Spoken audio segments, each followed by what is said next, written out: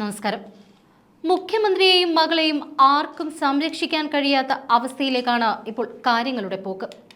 വീണ വിജയൻ ജാമ്യമില്ലാത്ത വകുപ്പിൽ ഈ കേസിൽ അറസ്റ്റിലാകുമെന്ന് ഏതാണ്ട് ഉറപ്പായി കഴിഞ്ഞിരിക്കുന്നു. മാസപ്പടി കേസിൽ SFIU അന്വേഷണം ചട്ടവിരുദ്ധമാണ് എന്ന് ചൂണ്ടിക്കാട്ടി CMRL നൽകിയ ഹർജിയിൽ CMRLനെതിരെ ഗുരുതരമായ വെളിപ്പെടുത്തലുകളാണ് ഇപ്പോൾ പുറത്തു വന്നിരിക്കുന്നത്. ഭീകരപ്രവർത്തനങ്ങളെ അനുകൂലിക്കുന്നവർക്കും CMRL പണം നൽകിയോ എന്ന് സംശയമുണ്ട് എന്ന് SFIU ഡൽഹി ഹൈക്കോടതിയിൽ അറിയിച്ചിരിക്കുകയാണിപ്പോൾ. ഇക്കാര്യം അന്വേഷിച്ചു വരികയാണ് എന്നും ഹൈക്കോടതിയിൽ കേന്ദ്ര ഏജൻസിയുടെ അഭിഭാഷകൻ പറഞ്ഞു. എക്സാലോജിക് CMRL ദുരൂഹ ഇടപാടിൽ അന്വേഷണം പൂർത്തിയായി എന്നും SFIU കോടതിയെ അറിയിച്ചു.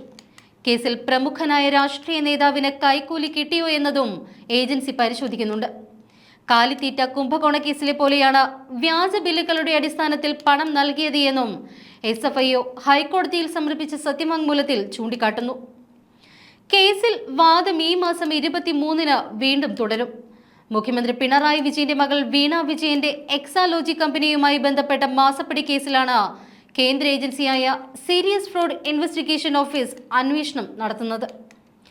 ഇതിനെതിരെ CMRL ആണ് ദില്ലി ഹൈക്കോടതിയെ സമീപിച്ചത്. കഴിഞ്ഞ ദിവസമാണ് ഹർജിയിൽ ദില്ലി ഹൈക്കോടതി വിശദമായ വാദം കേട്ടത്. ഷോൺ ജോർജിന്റെ പരാതിയുടെ അടിസ്ഥാനത്തിലാണ് ജനുവരി 31-ന് SFIU അന്വേഷണം തുടങ്ങുന്നത്. ഇതിനെതിരെ KSADC നൽകിയ ഹർജി കേരള ഹൈക്കോടതി അനുവദിച്ചിരുന്നില്ല. CMRLുമായി എക്സാലോജിക് ഉൾപ്പെടെയുള്ള കമ്പനികൾ നടത്തിയ സാമ്പത്തിക ഇടപാടിൽ കള്ളപ്പണം വെളുപ്പിക്കൽ നടന്നിട്ടുണ്ടോ എന്ന് എൻഫോഴ്സ്മെന്റ് ഡയറക്ടറേറ്റും കേസെടുത്ത് അന്വേഷിച്ചു വരികയാണ്. ചോദ്യം ചെയ്യലിന് ഹാജരാകാൻ മടിച്ച CMRL MD ശശിധരൻ കർത്തായെ ED വീട്ടിലെത്തി ചോദ്യം ചെയ്യുകയായിരുന്നു. ED കൂടി രംഗത്ത് വന്നതോടുകൂടിയാണ് കേന്ദ്ര ഏജൻസികളുടെ അന്വേഷണത്തിനെതിരെ CMRL ഡൽഹി ഹൈക്കോടതിയിൽ ഹർജി നൽകിയത്. അതേസമയം പിണറായി വിജയന്റെ മകൾ വീണ വിജയന്റെ എക്സാലോജിക് സൊല്യൂഷൻസ് എന്ന സ്ഥാപനത്തിന്റെ ബാലൻസ് ഷീറ്റ് ഷോൺ ജോർജ് നേരത്തെ തന്നെ പുറത്തുവിട്ടിരുന്നു.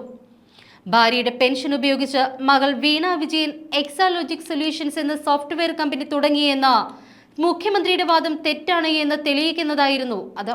ബാലൻസ് ഷീറ്റിൽ വീണയുടെ 1 ലക്ഷം രൂപ നിക്ഷേപവും 78 ലക്ഷം രൂപ വായ്പയുമാണ് കമ്പനി തുടങ്ങാനായി ഉപയോഗിച്ച പണമായി കാണിച്ചിരിക്കുന്നത്.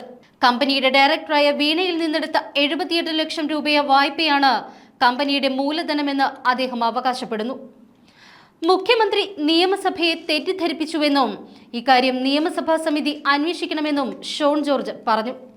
മുഖ്യമന്ത്രി നിയമസഭയെ തെറ്റിദ്ധരിപ്പിച്ചു. ഭാര്യ കമല വിജയന്റെ പെൻഷൻ തുക ഉപയോഗിച്ചാണ് മകളുടെ കമ്പനി തുടങ്ങിയത് എന്ന് മുഖ്യമന്ത്രി കേരള നിയമസഭയിൽ പറഞ്ഞിരുന്നു. ഈ അവകാശവാദത്തിന് വിരുദ്ധമായി വീണ വിജയന്റെ എക്സാലോജി കമ്പനി നൽകിയ ബാലൻസ് ഷീറ്റ് ഇത് തെറ്റാണ് എന്ന് തെളിയിക്കുന്നു. കമ്പനി ആരംഭിക്കുന്നതിന് ഉപയോഗിച്ച യഥാർത്ഥ തുകയുടെ ഒരു സഹായ രേഖ വിശദമാക്കുകയാണ്.